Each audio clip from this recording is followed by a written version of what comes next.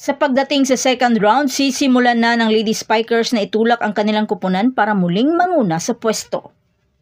Dahil matapos bahagyang natisod sa unang round, ngayon ay nagnanais na magkaroon ng seryosong pakikipagbakbakan upang mabawi ang nararapat na pwesto sa tuktok kapag sinimulan nito ang napakahalagang kampanya sa second round sa UAAP Season 86 Women's Volleyball Tournament ngayong Sabado, nagaganapin sa Smart Araneta Coliseum.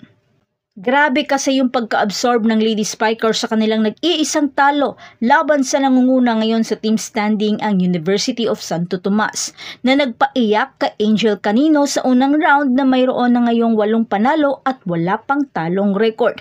Ngunit ngayon ang Lasal ay nagsara muli ng 4 na sunod na panalo upang manatili sa loob ng striking distance para sa pangalawang pwesto na may 6 na panalo at 1 talong record.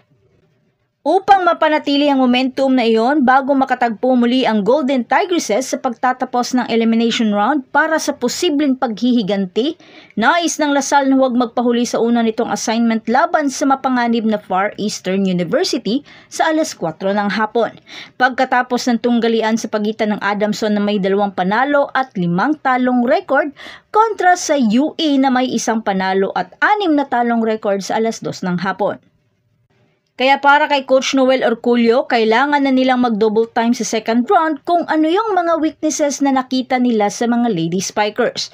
Dahil iyon ang pagtutuunan ng pansin, lalo na matapos muling nagsalpukan ang Lasal at NU na muntikan pang masungkit sa kanilang panalo na umabot sa nakaka-intense na 5-setter match.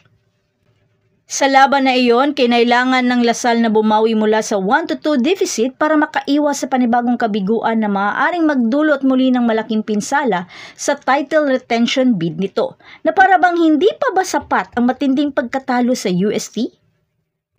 Sa paglaki ng kanilang target, inaasahan ng reigning rookie MVP na si Angel Canino na ang kanilang paglalakbay ay mas magiging mahirap palalo at mas matarik sa second round.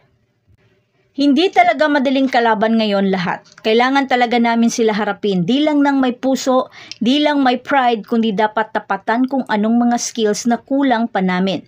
Saad ito ni Canino matapos magbigay ng eksklusibong 17 points laban sa kanilang karibal na NU kung saan nagbigay ng tulong si Sivan na Lapot na may 21 points. Dagdag pa ni Angel na hindi ito magiging madali pero kailangan nilang habulin, every game counts.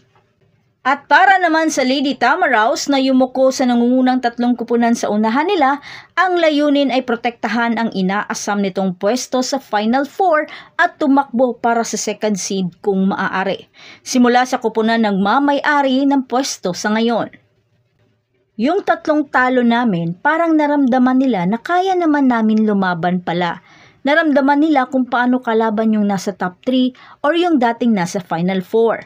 Saad ito ni Coach Manolo nung ang mga Lady Tamaraw ay nanindigan laban sa Lady Spikers sa unang round.